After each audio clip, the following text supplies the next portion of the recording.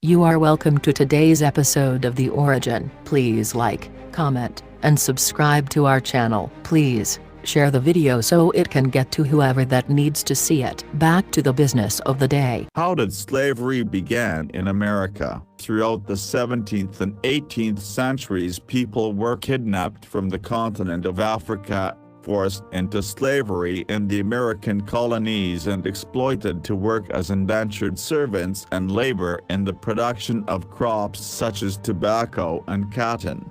By the mid-19th century, America's westward expansion and the abolition movement provoked a great debate over slavery that would tear the nation apart and the bloody Civil War. Though the Union victory freed the nation's 4 million enslaved people, the legacy of slavery continued to influence American history, from the Reconstruction to the Civil Rights Movement that emerged a century after.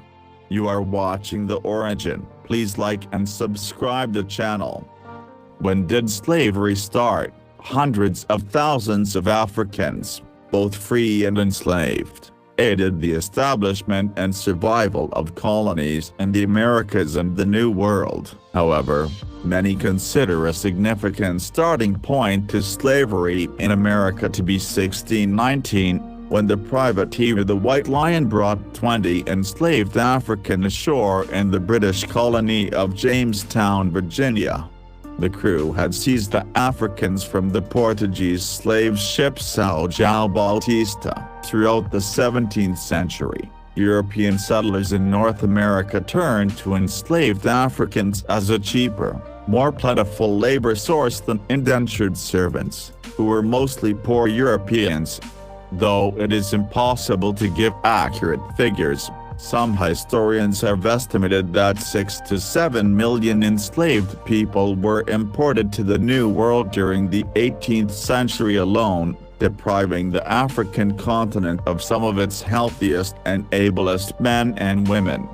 In the 17th and 18th centuries, enslaved Africans worked mainly on the tobacco, rice and indigo plantations of the southern coast, from the Chesapeake Bay colonies of Maryland and Virginia south to Georgia.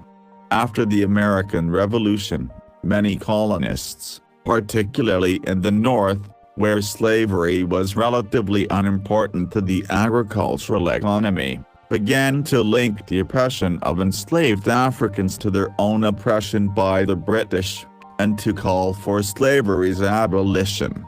The end of slavery in America. But after the Revolutionary War, the new U.S. Constitution tacitly acknowledged the institution of slavery, counting each enslaved individual as 3/5 of a person for the purposes of taxation and representation in Congress, and guaranteeing the right to repossess any person held to service or labor. In the late 18th century, with the land used to grow tobacco nearly exhausted, the South faced an economic crisis, and the continued growth of slavery in America seemed in doubt. Around the same time, the mechanization of the textile industry in England led to a huge demand for American cotton, a southern crop whose production was limited by the difficulty of removing the seeds from raw cotton fibers by hand.